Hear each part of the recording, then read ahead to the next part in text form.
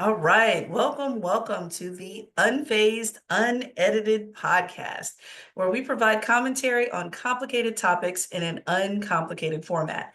I'm Dr. Shaunna Payne Gold, and I go by she, her, hers. And Dr. Lisa, how are you? And I have to ask for like the unofficial weather report, right? It's actually been lovely here. It was 62 degrees today. So that was really great. Yes. Um, I am very happy, but I am anticipating that it will swing back and we will have some heinous snowstorm and sub-zero temperatures here soon, probably.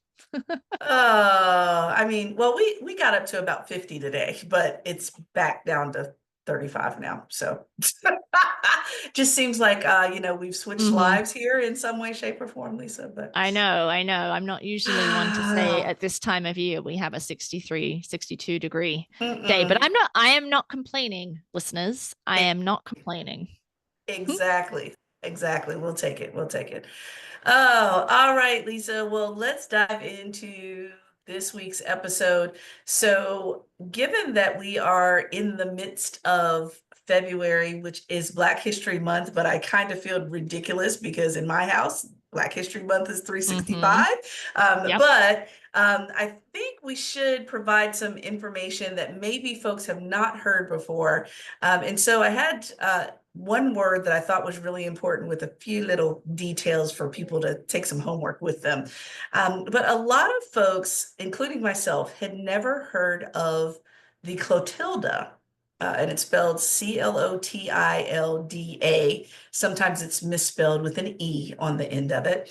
I had never heard of the Clotilda until I had a good friend of mine, shout out to Claire, who is a photographer, and she was called upon and asked to take some video and drone footage of this particular site. But the Clotilda is the last known U.S. slave ship to bring captives from Africa to the United States, specifically to Mobile Bay in Alabama in 1859. And some say it could be around about July of 1860. It just depends on what record they have.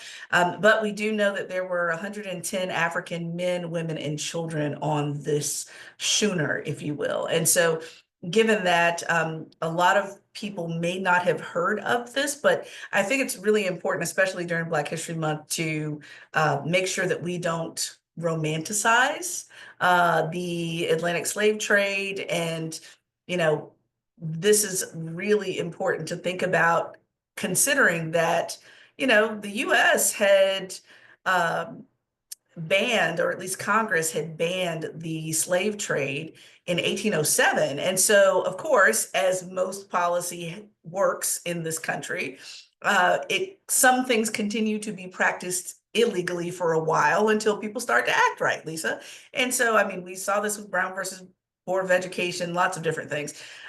But I thought it was really important for folks to know about the Clotilda, and in specific, Cujo Lewis, who lived until 1935 as one of the last survivors of the Clotilda. And so, as a little bit of homework for everybody, if you get the opportunity, pick up this book called Barracoon, the story of the last quote unquote Black cargo. And it's the story of Cujo Lewis, the last known survivor of the Clotilda, as written by Zora Neale Hurston. And so I thought this was really important. I think what's really interesting is that it's based on Zora Neale Hurston's interviews, and it was later published much further on after her passing in 1935, if my memory serves correctly. She passed in 35, I believe, and this book was published in 2018. And so, given that, a little bit of homework for folks, but also if you haven't heard of the Clotilda, please check it out. National Geographic has some really great footage and more details about this important piece of our history. So can I ask a quick clarifying question? Yes, So go for it. when you said 1807, so that was actually Britain, right? King George III signed the act banning Right. the And so that was in okay. March of 1807. But of course, we know that it continued practiced illegally here. And then, of course, there were a couple other voyages that were that actually possibly could have gotten here to this continent before the Clotilda, but they were burned and some other things happened to destroy them on the way here, which means, of course, there were enslaved people that obviously did not make it here. But Mm-hmm. yes, and so with that, I think what's interesting is, thinking about if anyone's ever gotten the opportunity to go to the National African American Smithsonian here in DC, it provides a full map of the entire Atlantic slave trade, and it does have some of the schooners or ships that they know have names that they can match to it. I've been there 3 times and I have never seen Clotilda there. Now, hopefully they've updated it, Interesting. but I didn't see it when I was there, the times that I went. Yeah, Yeah.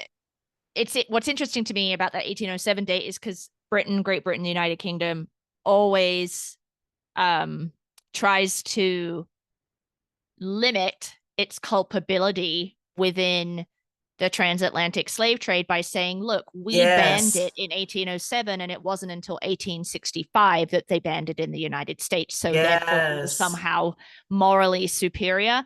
And while I don't disagree that it's Mm. great that you did that sooner, you were still like absolutely integrated and instrumental in the existence of kidnapping Africans and enslaving Yes. them and taking them over to the then United States, or I guess the colonies, or, so like, yeah. Anyway, it's kind of interesting. But, I never have heard of the Clotilda until you just educated me. So I appreciate that little bit of history. Look, it trickles down, right? Thank you to Dr. Claire Johnson for educating me as well with this particular little, I wouldn't say little, big Mm-hmm. history fact as it relates to some of that sordid history that we have here in the US. So, Yeah. but yes, so February is the time to focus on some of those things for those that are not part of the Black community, of course. Mm-hmm. But let's dive into phase one. All right, phase one. We got a lot to talk about here, Lisa, because look, just Mm-hmm. as I was educated on the Clotilda, I've been educated on a number of different things that are relevant to our lives right now in regards to this laundry list of executive Mm-hmm. orders and how the DEI professionals in this country can hopefully comport ourselves over the next 4 years. And so I was very fortunate to find out about uh, Vernā Myers' webinar that she organized to help us really think about how are we very strategically going to get through these next 4 years, because it's one thing to kind of be on the cusp of uh, any of the changes within any presidential administration, but it's something different when you're like, I mean, Mm-hmm. almost literal targets on the backs of the profession of DEI. I mean, day one, Yeah. and Yeah. so, with that, we have to comport ourselves a little bit differently versus some other topic being the center of attention and we kind of dragging our coattails along with. And so Vernā did a great job putting together this webinar. It was a 1 hour webinar that included 3 big picture items here that I just wanted to Mm-hmm. bring up. Number one, I loved Anu Gupta's opening session where he really kind of got us centered and grounded because, of course, as you can imagine, the physical anxiety has been very Mm-hmm. real for those of us. And Mm-hmm. so just kind Yep. of getting us to a place where we can even receive the information. Anu Gupta, which we can drop in the show notes, has written the book Breaking Bias, which I would encourage you to pick up because it talks about the science of bias, but also the spirituality of bias and how it all connects and shows up in our beings. And so I've Mm-hmm. already downloaded the book so that I can listen to it, but check that out. So Of that was course you have. of course I have. Yes, that was the first big piece of the puzzle here. Yes, y'all know I download all the books. See, Lisa, I'm figuring out you're the queen of podcasts. I'm the queen of audible books, and we just keep each other informed on stuff. See how that There you works? go. Yep. It works perfectly. Yes, yes, yes. But anyway, so that was the first big piece of the puzzle. The second big piece was that they had two attorneys, one of which I believe was a civil rights attorney, and the other one was certainly a labor law attorney, both African American men, that talked to us about a lot of things. I don't have enough time to even go into all of them, but the three big ticket items they brought up was first, remembering that the executive orders primarily, not exclusively, affect how the government goes about its own business. Meaning that, hey, if the government decides that they don't want to participate in Black History Month celebrations or a African American ERG or any of that, that's their choice, but that doesn't necessitate that we must constrict as other businesses and other organizations unless government funding is funneling into those activities. So just not overreacting to Mm-hmm. the executive orders. That was the first thing. The second thing was, of course, amping up the stakes for businesses and nonprofits to ensure that they not only review their policies and practices, but also whatever they're going to do to stand by it. Right. So, Lisa, I love that there's been so many folks on social media that have been publishing their DEI initiatives, programs, and so forth, that many of which are going to double down on. Also, knowing that they probably have a team of attorneys out back making sure that if they're questioned in any way, shape, or form, especially by this administration, that they can defend what they do, especially through the False Claims Act that you've already talked about with us before. We have some more homework to do on that, y'all. All of us do. But you have to make sure that if you're going to do it, how are you going to stand by it in such a way that if and when there is legal action, that you can defend yourself and support your initiatives. And then finally, that there's a lot of risk involved with DEI on the government level, especially if you're receiving federal government. A lot of folks obviously are concerned about funding, which has been rolled back a bit, but there's political risk in regards to obviously this administration, social risk involved with who you're associating with, right? So think about social capital, Lisa, if you will, and then the financial piece. So the attorneys, I mean, I had to go back and listen to the recording. I listened to it a second time and I still didn't get all of it. So I'm going to go back and listen again because it was good stuff. But finally, one of the paragons of our work, Lisa, Kimberly Crenshaw, who coined the phrase intersectionality, came on and really gave us a big strategy around thinking about not rebranding the work, because folks have tried it in the past and past iterations of this work and it has not worked. And so she suggests that we continue to define it rather than rebrand it. Also, too, pinpointing how so many organizations, both public and private, still have challenges maintaining diversity. And so pointing out the data as it declines over time. So, Lisa, think about Harvard and a number of those Ivy League organizations that now are saying, oh, our numbers of Black and Brown, et cetera, students has been dropping. I wonder why. Hello, SCOTUS affirmative action. Call them on it and keep receipts on how diversity is dropping in the face of blocking all of these strategies to improve those numbers. And then activating the people who do know the benefits of DEI. I love the pragmatism that she brought, Lisa. She sounded like you and I when she talked about Awesome. how she specifically talked about there are going to be some folks that you will never convince. But for Mm-hmm. those that just simply need more information, funnel your Mm-hmm. attention to those folks, because those are the folks that may not be aware of the definition of DEI and the broad sweeping benefits of DEI, which Right. undergird labor law, which affects, it's hard to point out anyone that it doesn't affect, Lisa. Let's put it that way. Mm-hmm. And Mm-hmm. so given that, it was just a powerful webinar, and I will send you resources to take a look at because I know this is your zone. But yeah, it was just an incredible webinar. So shout out to Vernā Myers and your great work.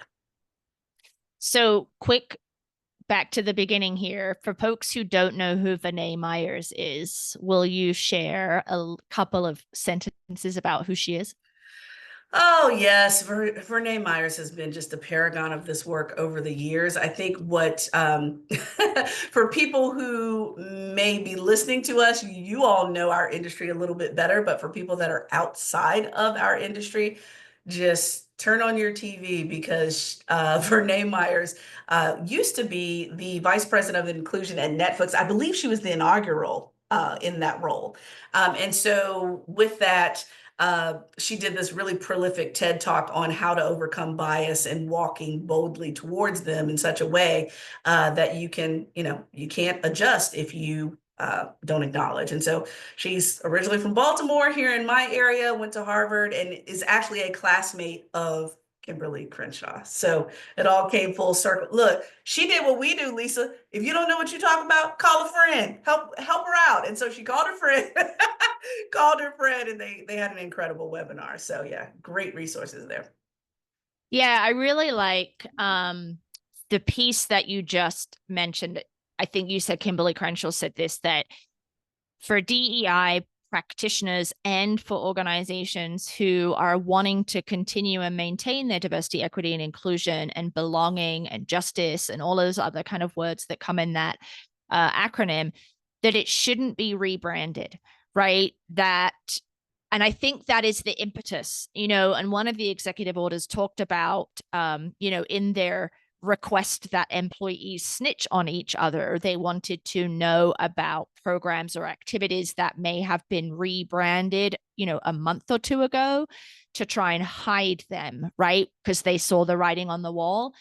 And so obviously within a government agency, that's a little different. But if you're in a private corporation, and even in a nonprofit, if you're a big one to some degree, like I do think there's some value in not rebranding, right? Because to rebrand is still to acquiesce a little bit to the pressure, right? And I understand that it's a complicated decision. It's not really it's not straightforward, but I do think that's an important part of the discussion about what is lost when we rebrand, not only in terms of understanding about what it is that we're doing, but also the ways in which that's bending a knee to the administration, not the same level of bending a knee to just, wiping out those programs. As we talked about last week, some corporations have already done that. So that's really a cool way of thinking about it. Because I do think people want to rebrand and they want to hide it to protect it. But does that really protect it?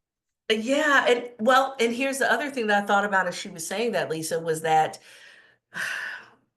unfortunately, there will be some folks that catch some unwarranted heat because the assumption would be that something has changed when actually it's been there all along, right? So, for example, let's say, under ADA, certain things may be there. Well, if the assumption is that DEI was tucked into ADA, now you and I both know as DEI practitioners and strategists that ADA is one slice of the much larger pie of DEI. So it's in plain sight. It's not to be hidden, but the assumption would be, oh, this was tucked into ADA. And then all of a sudden you see people losing jobs, people getting put on administrative leave for doing the job that they've done for decades. But because there's almost this paranoia of DEI that, oh, it might be tucked in there. So, Lisa is the head of the women's ERG, and it's been here forever, and it's been part of whatever. Lisa hasn't hidden that. Lisa hasn't attached DEI to it, but because it exists as part of possibly labor practices or labor best practices, then all of a sudden these other folks get targeted in such a way that people are getting sent home. And so I think again, it feels like a throwing the baby out with the bathwater conversation Yes. every time we bring this up, where there's this great overreaction to things. But isn't that useful to his administration?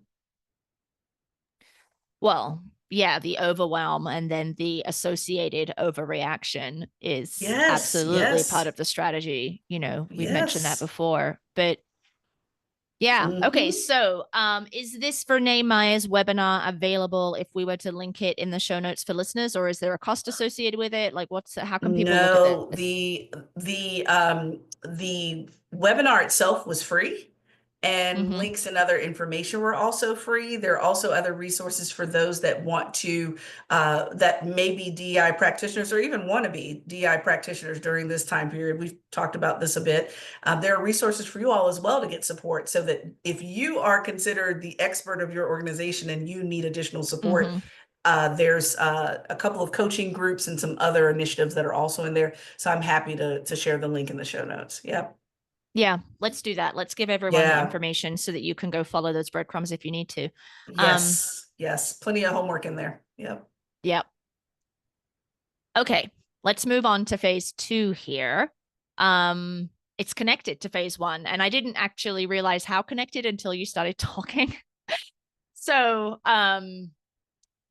you know, a little while ago, the Trump administration's Office of Management and Budget, OMB, released a memo that paused all federal funding, which is trillions of dollars, right?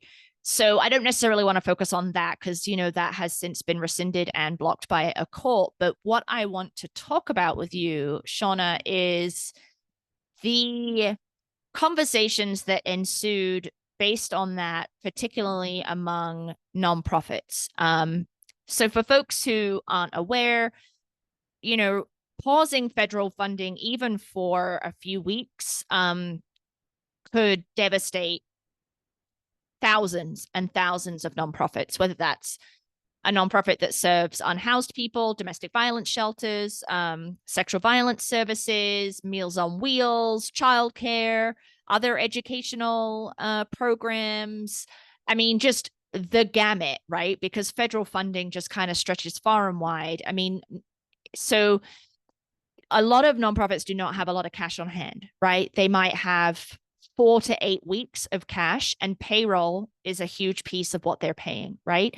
So if funds are paused, even temporarily, and they run out of that cash, then the place closes, right? So that's one thing. But the second thing is there has been quite robust discussion around what to do. And it speaks a little bit to what we talked about, or what you mentioned, Kimberly Crenshaw, and the rebranding piece, which is why that kind of piqued my interest. Is there are a number of nonprofits who are saying, we are going to scrub our website of all mention of diversity, equity, and inclusion, and we are going to take gender and sexual orientation and all of this other stuff off of our intake forms, and we're really just going to wipe that stuff clean so that we can continue to receive federal funding, because we are like 80% federally funded, and if we don't do that, then we close our doors. And the calculus is that it's better to stay open and provide those services than it is to kind of stand the ground, right? Then you have another subset of nonprofits who are saying, no, we are going to refuse that funding. If that funding is now moving forward predicated on a removal of diversity, equity, and inclusion priorities, we can't do specific outreach to communities who have been historically marginalized or left out of the conversation with whatever particular issue it is that they're dealing with, that the damage would be too bad if we took that money and then wiped everything, right? And so, communities that have historically been left out would not trust us, and then what? So we would close our doors rather than taking money that would require us to do that, which means no one gets those services, right?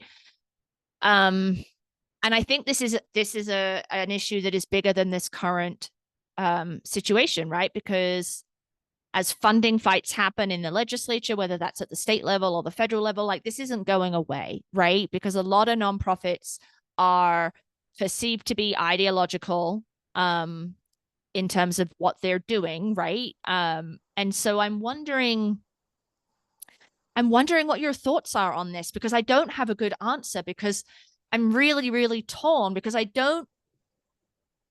to close an agency that helps hundreds of people because the money is now tied to the removal of these other kind of values driven Yeah.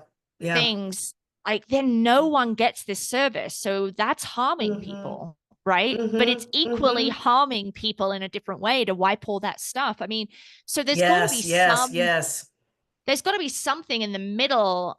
I don't know what that is. And I know people are very nervous and scared to even talk about what that is Yes. on email, in text message, right? Because they're just very Mm-hmm. paranoid about what that could mean. But Yes. it's a very big rock and a very big hard place.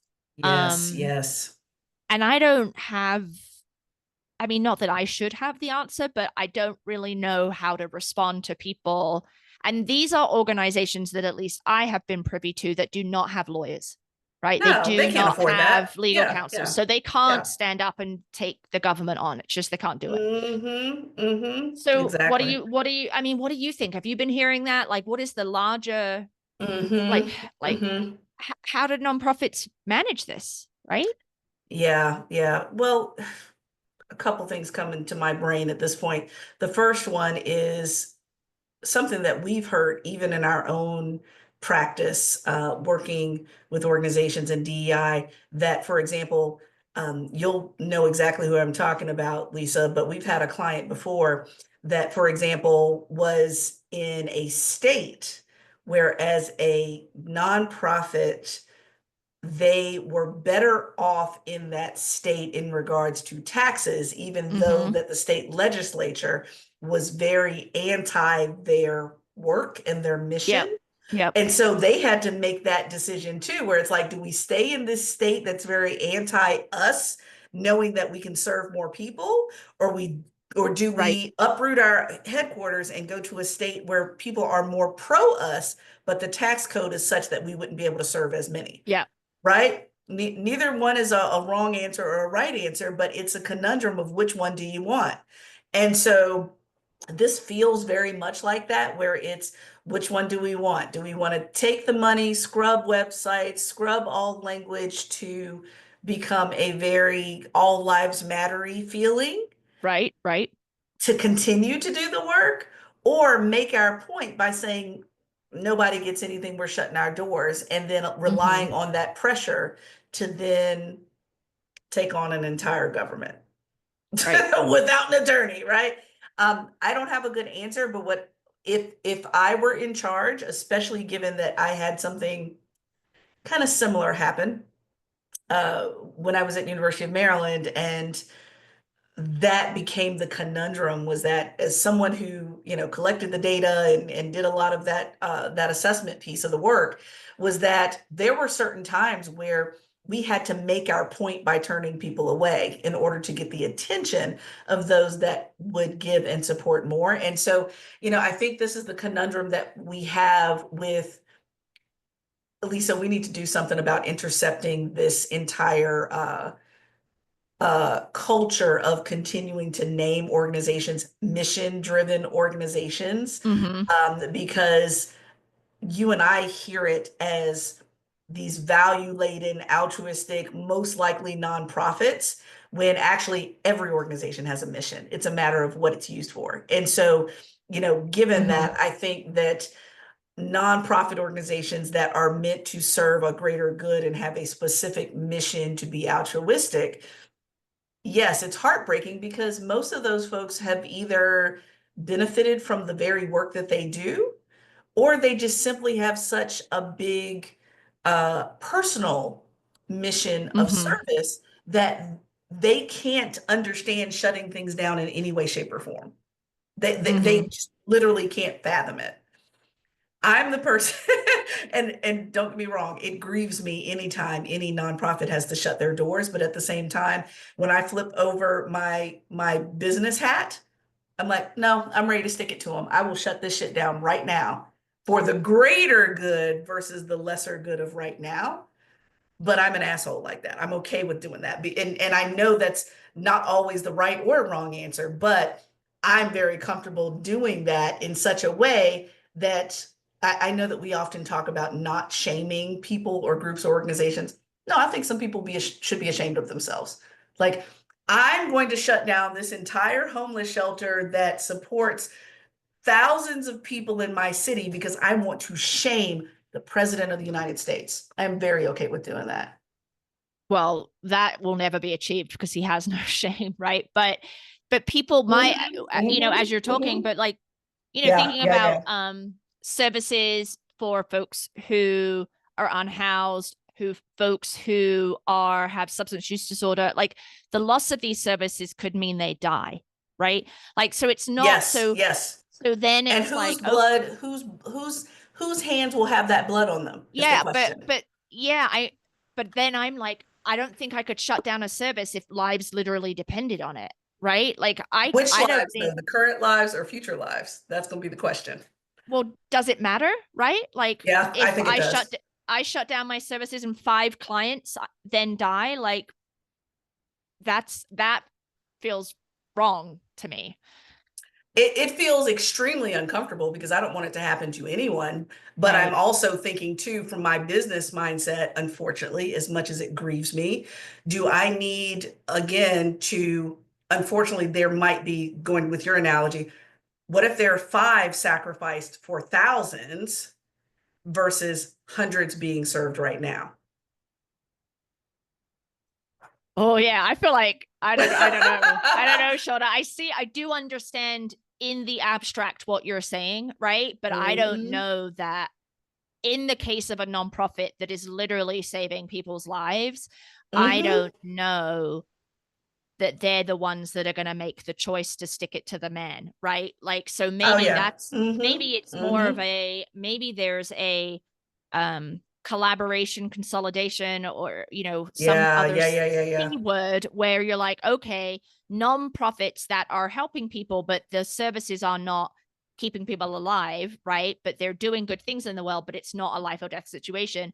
Maybe they're the folks that are like, okay, we're not going to take the money, right?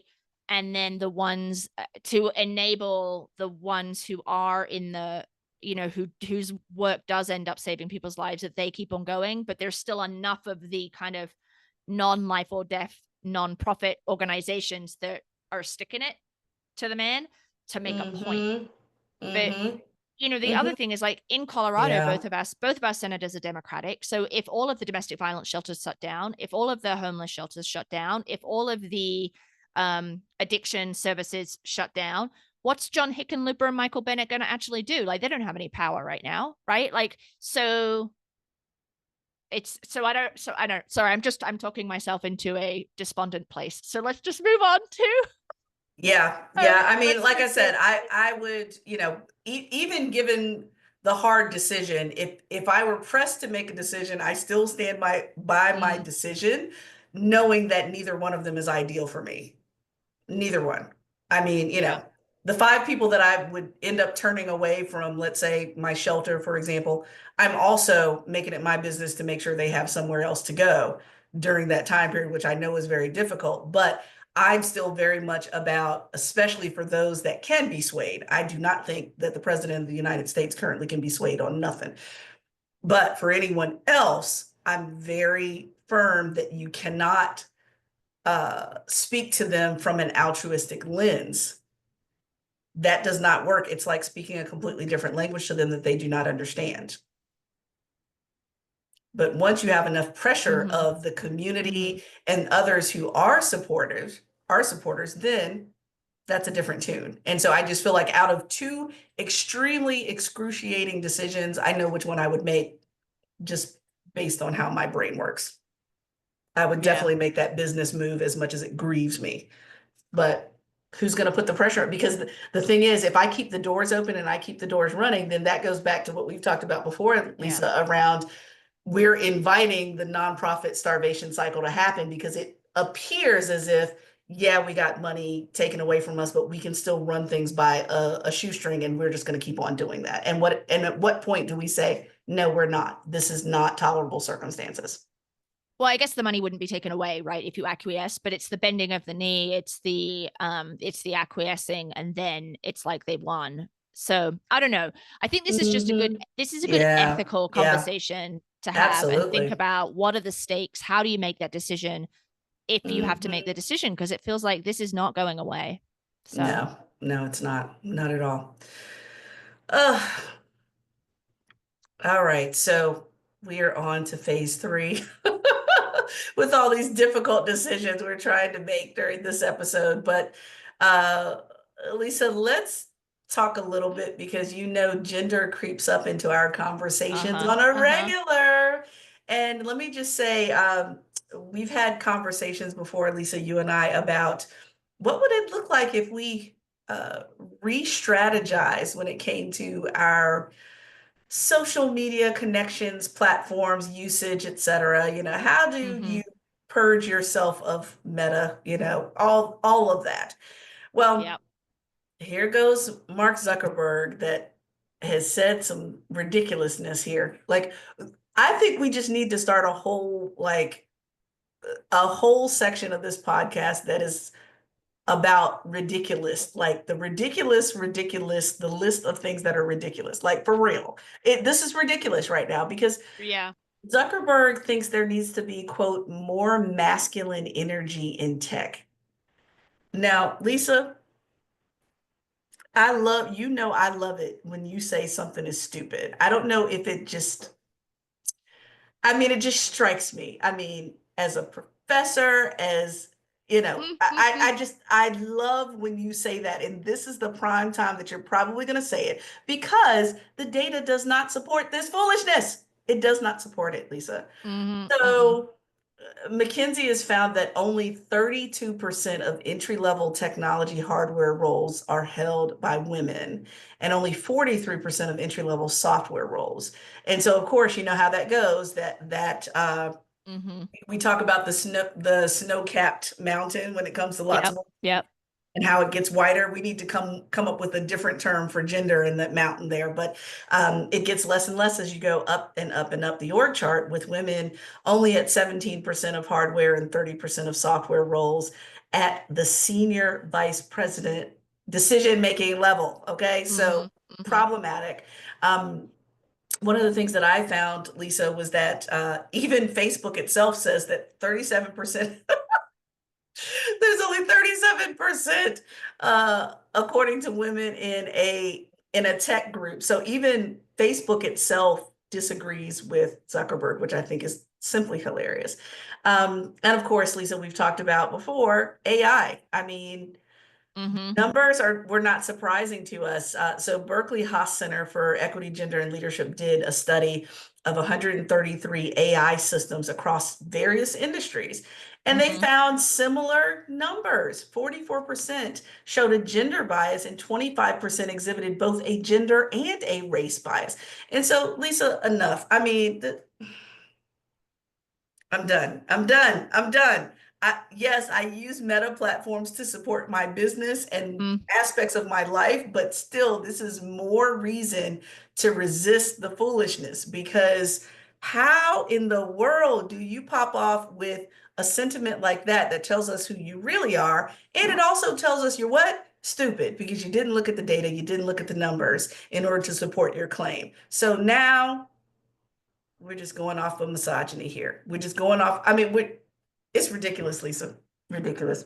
Yeah, it is stupid. And it just makes me laugh. It like makes me laugh so hard because I guess he was on the Joe Rogan show, and in that Oh, announcement, Lord. the announcement that you and I talked about, I can't remember if it was last week or Yes. the week before, where they've changed their rules and regulations around what is and is not hate speech and allowed, and then also the fact Hmm. checking stuff, right? And he's in this like baggy black t-shirt with this like gold chain, and he's got his longer curls, and it's just like, we need more masculine energy, right? And I would imagine his Get response to out you of would be like, here. it's not about numbers, it's about energy, it's about a vibe. Oh, of course. Yes, And yes. A so vibe. Yes. I want to read you this quote. So I was searching around this to get some testimonials, and so there was this one woman who wrote Hmm.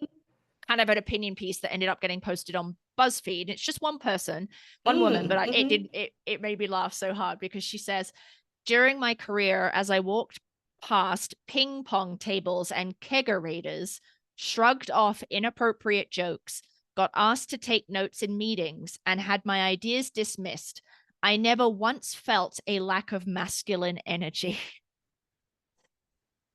Tell it So, like yeah, it is. Tell it I like know, it is. right? And Tell it like it is. I've I been in love tech that. spaces. I've been in tech spaces before. Like I've seen that, right? Uh-huh. And Uh-huh. so what is this masculine energy exactly, Mr. Zuckerberg, that you are saying there is not enough of? Because there's not only more men, cis men, than there are any other gender group. Apparently, there's also, Mhm. the textbook sexism and misogyny that exists in most workplaces, but the tech industry, engineering, science, technology, all of that, like I really think of the things that your places are lacking, it is not masculine energy. Like, No, what? no. Like, yeah, Oh, Lord. Yeah. I'm just like, what are you talking about? What are you talking about? And, I think, well, I'm thinking about the platform that he said it on. That's one thing to think about right. is here on Joe Rogan's podcast. Okay, fine. And then at the same time, doesn't that really continue to bring up these conversations? Like sometimes I wonder, are people really that stupid? Are people this really stereotypical and biased? Or is this once again another art of war strategy where, oh, at least it gets people talking because we've had such a hit with so many other things? Like, what are you doing? What is the benefit? I don't I know, but I yeah. it is just very frustrating. And, you know, I think it's very interesting to say this so close to, inauguration happening. I don't know. I just don't think that this wasn't strategic. I just don't think it wasn't. I think it's something about it. I mean, Mm-hmm. some people have called it like this. They've actually created like these other terms like manosphere and, connecting with this whole ecosystem of the work. I'm like, I'm calling bullshit on all that. I really am, because this just seems to be very timely, very nonchalant. Um, and I would love to know what his partner said about that, because it just seemed to be that on many other things, she ends up being such an equal partner, like his nonprofit and some other things. And so I'm just like, Yeah, it is I pretty hope your interesting. wife said something to you when you got your ass back home. I know that much, because it's what Yeah, what. I mean, it's all Oh, anyway. obviously it's all related to his desire to be in the broligarchy. We talked about oligarchy. I don't think we talked about Yes, we broligarchy, didn't. Yeah, right? yeah. And to not be persecuted by the current administration. But again, so that's actually a theme running through all of the stuff that we've talked about today. But Uh-huh. um I Well, just of you're all the right. things yeah, like what are you doing? What I mean, like it's just self-evidently incorrect that tech doesn't have enough masculine energy. Well, but here's the thing, Lisa. Let's go back to what we know. Let's go back to the fundamentals of DEI. The fundamentals of diversity, equity, and inclusion is about what? Power. Power. Yeah. It wouldn't matter if it was just Zuckerberg himself and a million women working at Meta. He would want the power of it, despite what the data says, the Mm-hmm. power of who gets to make decisions. Yeah. And when you're trying to be in the fraternity, the oligarchy, then you have to make sure it's very clear what you support and what you don't. So here we are. It just seems like it's the reverse of ill-timed. It's intentionally timed in the right context. Yeah. Yeah. So I don't know. I still have this like theory in the back of my head that um I think I texted you about this. What if Uh-huh. Mark Zuckerberg and others are playing Trump purposefully? And it made me think of the Hunger Games, which you have not read, but Yes, yes, yes, yes. No, you told me about that. because Yes, there were some people that yes. were embedded in the government with the intention of Uh-huh. overthrowing it. So I'm like Uh-huh. that. I don't think he's probably that strategic, quite honestly. Although he can't be an idiot because, he did invent Facebook, and that, I mean, you must have a couple of brain cells to rub together, right? I mean, yeah, inventing that, but also too, your invention in and of itself provides you with information about social opinion. So do you really think, like, I guarantee you, if we looked it up right now, the majority of Meta users are probably women. Yeah, but maybe actually, it's a good point. And so with that, again, and furthermore, here's something else to piss us off, Lisa, is that even as he's bringing up masculine energy versus feminine energy, excuse me, feminine energy is not a bad thing to have unless you are what? Misogynistic. So it tries to create this binary of bad and Yeah. good and bad that Yeah. I'm not buying into because I would pick any person that I know, especially those that are in my field, that if you're trying to go with stereotypes, let's go there. I've got some, we just gave a great example of it just a minute ago where we were talking about um, previous conversations around nonprofit leaders having to make these very tough decisions. If we had to stereotype each other right now, your thoughts or possible decisions around keeping a nonprofit open would be stereotypical feminine energy, where mine might be stereotypical Mm, masculine energy, mm-hmm. right? Right. So why do we have to have this unnecessary binary? He's trying to create a war that's not there, and I hope it's strategic, like the Hunger Games, to be honest with you. Now that you brought it up, do we have what's the other word for it? Y'all know I have not watched Hunger Games. Uh Trojan horse, that's it. The Yes. Yes. possibly being a Trojan horse Yeah. within the smaller inner sanctum of the president's circle. Yeah, overthrow it then. I pray that's the case. I I don't pray it really is. believe that. I just thought it would be I pray funny if that's the that were case. actually true. Um, We might be singing but this praise later on if it was true. I'll tell you that. yeah, but it's Uh, yeah, like this, you're right. And just to, end on this point, that binary of feminine, masculine is even the premise of that is flawed, right? Like, so to exactly. have more masculine energy, what that would mean to have more aggression in the workplace. Like, what do you even mean by that? And how are we even Right. understanding that? So yeah, so I think that that is certainly Mm-hmm. I don't know. I just thought I mean, I don't know. I spend most of my days now just like with my head in my hands, shaking my head. But that was a shaking my head moment for sure. Oh, yes. Waking up every morning to the damage report is just, Yeah. yeah, pretty rough over here. Pretty rough. Oh, all right. Well, look, Lisa, I don't know what we're gonna go with. Are we gonna go with Hunger Games or Trojan Horse for a name for this episode? But anyway, it's Yeah. gonna be a good one, y'all. It'll be a good one.